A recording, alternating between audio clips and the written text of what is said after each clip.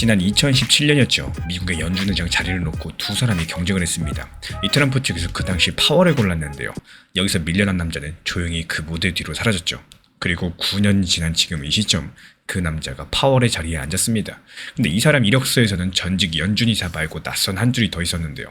코인회사에 직접적으로 투자했던 사람, 코인을 담아봤던 최초의 연준의장, 바로 내일 밤 처음으로 의회 증인석에 앉게 됩니다. 지금 본론으로 들어가기 전에 솔직한 말로 상황부터 살펴보겠습니다. 리플 XRP가 요즘에 힘이 정말 없죠. 시세는 작년 고점 대비했을 때 여전히 3분의 1 수준으로 반의 반토막이 났고, 지난주에는 더 아픈 숫자도 나왔습니다. 이 트레이딩뷰 집계 온체인 데이터인데요.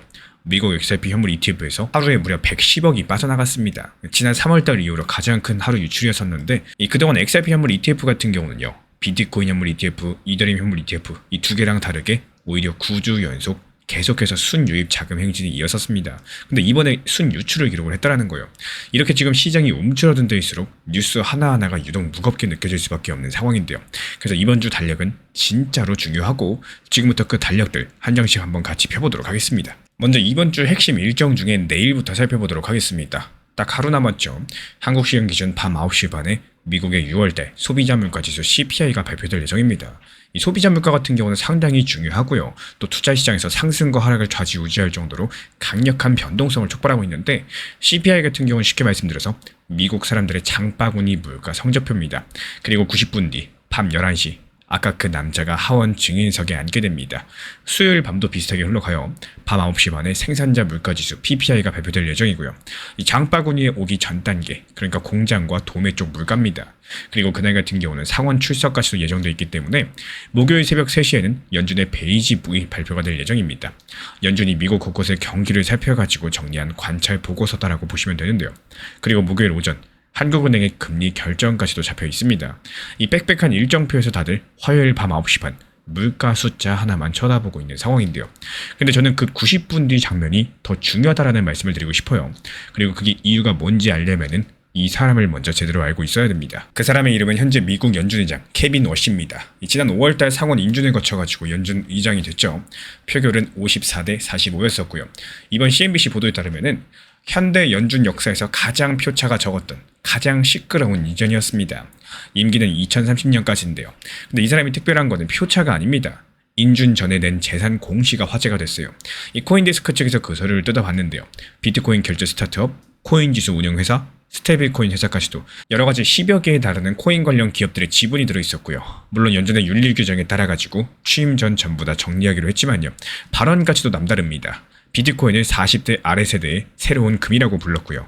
정책을 감시하는 경찰관이라고도 했습니다.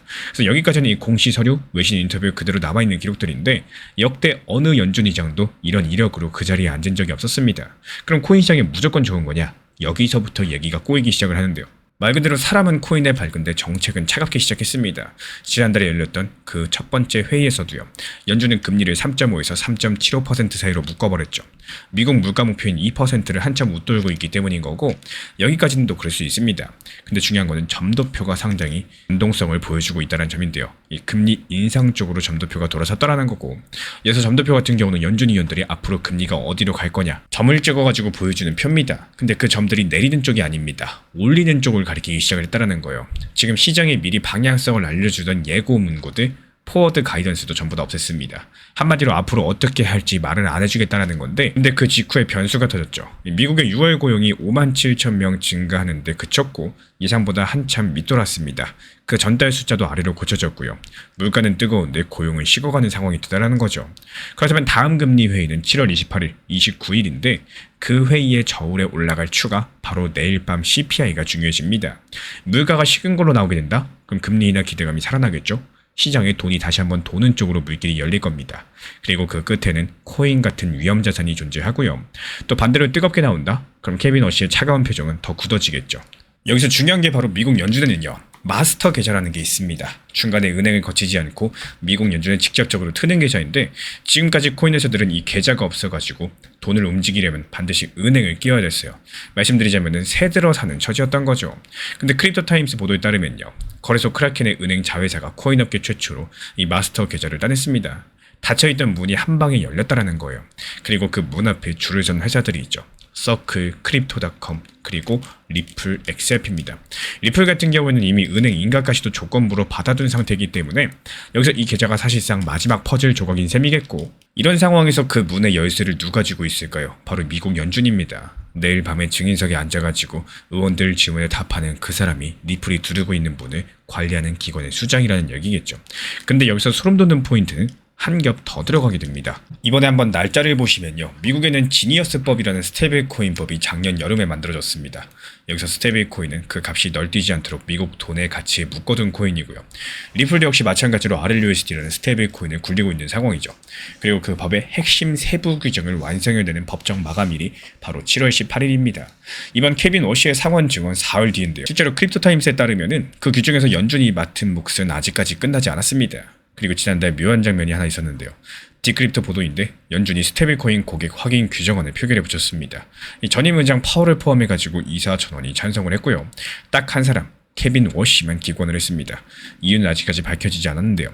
그 침묵을 어떻게 읽을지는 지금부터는 제 몫입니다. 더 센 규제를 원해서 아꼈는지, 그리고 더 느슨한 판을 그리는 중인지 기록만으로는 알 수가 없기 때문에, 그래서 이번 질문에서 스테이블코인 질문에 어떤 온도로 답을 하는지, 그리고 여기서 가장 중요한 게 있죠. 암호화폐 시장을 순식간에 급등으로 풀 열쇠, 바로 클래리티법입니다. 이 코인이 증권이냐 상품이냐 신분을 정해주는 교통정리법이죠. 이미 하원을 통과했고요. 상원은행위원회까지도 넘은 상황입니다. 코인데스크 보도에 따르면요, 상원은행위원회 안이랑 농업위원회 안을 하나로 합친 병합수정안이 이르면 이번 주에 공개될 수가 있겠는데, 이 두 법안을 그냥 풀로 붙인 게 아닙니다. 협상을 거쳐가면서 70쪽이 넘는 내용들이 새로 들어갔고요. 그리고 소비자 보호 쪽이 강해졌다라고 합니다. 지지하는 쪽에서는 이르면은 다음 주 본회의행까지도 기대를 하고 있기 때문에, 다만 여기서 표결 일정은 아직까지 잡히지 않았고, 또 백악관 또 병합안에 도장을 찍지 않았습니다. 그리고 남은 쟁점 중에 이 뉴스 제목에는 잘 나오지 않는 게 하나 있는데요. 바로 사람 문제입니다. 이 법은 XRP 같은 디지털 상품의 감독을 CFTC, 그러니까 상품 시장을 감독하는 기관에 넘기는 구조인데, 이 정작 증권 감독 기관인 SEC랑 이 CFTC의 위원 자리를 누구로 채울지 이게 협상 테이블에서 막혀 있거든요. 이 미국의 백악관에서는요, 상원 여야 지도부에 서한까지도 보냈습니다. 야당이 위원 후보 명단을 내지 않고 있다는 내용이었었죠. 이 법이 통과됐더라도 그 법을 굴릴 사람 의자가 비어있으면은 시행은 공회전할 수밖에 없습니다. 조문 싸움인 줄 알았던 게 알고 보면은 인사 싸움이기도 했다라는 거죠. 그리고 법안 원문을 열어보면요, 마지막으로 소름 돋는 장면이 하나 더 나오게 되는데요. 지금 미국의 의회 사이트에 올라와 있는 이 법의 원문에는 코인 규제만 있는 게 아닙니다. 연방준비법, 그러니까 연준이라는 기관의 근거가 되는 법을 고치는 내용이 같이 들어있는 상황인데요. 연준은행이 개인에게 특정 서비스를 직접 내주지 못하게 막으면서 통화정책수단으로서 CBDC를 쓰지 못하게 하는 조항입니다. 그리고 여기서 CBDC는 중앙은행이 직접적으로 만드는 디지털 돈인데요. 근데 워시 본인이 이미 CBDC를 나쁜 정책 선택이라고 공개적으로 불러왔었고, 상원은 2030년까지 연준의 CBDC 발행을 막는 조항이 담긴 법안까지도 통과시켜둔 상황입니다. 그래서 그림을 그려보면 이렇게 돼요. 연준의 새로운 수장이 처음으로 입을 여는 주에 그 연준의 족쇄를 채우는 조항이 담긴 병합안이 모습을 드러낼 수 있다는 거. 그리고 지금 그 두 무대는 같은 방향성을 보고 있다는 겁니다. 그래서 이번 주 안에 병합안 테스트가 실제로 공개가 되고 다음 주에 본회의 절차 시도로 이어지는 흐름이 예상이 되는데, 먼저 코인데스크가 협상에 관여한 인사들의 말을 이용해서 이번 주 공개 가능성을 전했었고요. 그리고 법안을 이끌고 있는 루미스 상원의원이 지난 8일 지금 못하면 2030년까지 다른 나라가 규칙을 쓰게 된다, 이러면서 사실상 마지막 기회라고 못을 박았습니다. 미룰수록 죽는 구조라는 것들을 당사자들이 가장 잘 안다는 뜻이겠죠. 그리고 미국의 월가 분석가들이 7월 말에서 8월 7일 이때 사이를 실질적인 마감선으로 지목을 했습니다. 시간의 압박이 텍스트 공개를 강제하는 구조인 건데, 그래서 이번 주에 우리가 확인하셔야 될 거는 가격창이 아니라 딱 두 가지입니다. 병합안이 실제로 공개되는지, 그리고 케빈 워시가 스테이블코인과 마스터 계좌 질문 앞에서 어떤 온도로 답하는지를 보시면 되겠어요. 시장에서 매수와 매도 중에 어떤 것이 더 중요하냐라고 물어보면요, 대부분 매수라고 생각하시는 분들이 많이 계십니다. 하지만 실제로는 매도와 현금 비중 관리가 훨씬 더 중요한 경우가 많겠고, 시장 좋을 때 계속해서 매수만 하다 보면요, 정작 지금 시장이 하락하고 정말 좋은 가격이 왔을 때 추가 매수할 수 있는 현금이 없는 상황들이 생기기 때문입니다. 결국에 시장 좋을 때는 조금씩 내 것으로 만들고, 시장이 안 좋을 때는 오히려 좋은 가격에서 모아갈 수 있어야 되겠죠. 리플 정보방에서도 역시 마찬가지입니다. 최근 단기 저점에서의 분할 매수를 강조드렸던 이유도 바로 여기 있는데요. 시장이 안 좋다라는 것들은 누군가에게는 좋은 매수 기회가 될 수 있다는 점 반드시 기억해 주셨으면 좋겠습니다. 리플 XRP 투자에 있어서 이제는 투트랙 전략이 반드시 필요해지고 있습니다. 무턱대고 몰빵하거나 반대로 또 손 놓고 기다리는 시대는 끝났어요. 첫 번째 트랙은 매달 분할 매수하시면서 시장이 빠지든 말든 일정 비중으로서 리플을 꾸준히 모아 나가시는 겁니다. 이거는 시간과 리스크를 분산할 수 있는 가장 효율적인 전략인 거고, 그리고 두 번째 트랙은 남은 현금 비중으로 알트코인 단타로서 굴려나갑니다. 수익이 나면은 그거를 다시 리플에 재투자하시면 되는 거고, 이게 바로 수익을 만드는 순환 매수 전략이 되실 거예요. 그런데 여기서 중요한 거는 단타 하실 때 조심하셔야 되는 거예요. 단타 매매 중독되면 끝장입니다. 이 매매 중독을 절대 조심하셔야 되는 거고, 예를 들어 가지고 시장이 과열인데도 지금 아니면 기회가 없다, 이런 조급한 생각에 RSI 지표가 이미 고점인데도 불안해서 또 들어가고 결국에 수익은커녕 손실만 쌓이게 되실 겁니다. 그래서 저희 채널 차원에서는 한 가지 원칙이 있습니다. 확률이 높은 날만 진입을 하세요. 그리고 시장 전체가 과매도 구간일 때, 비트코인 기준 RSI가 바닥을 찍을 때, 그때 알트코인 중에서 최근 거래량이 급등한 종목이 과매도의 경우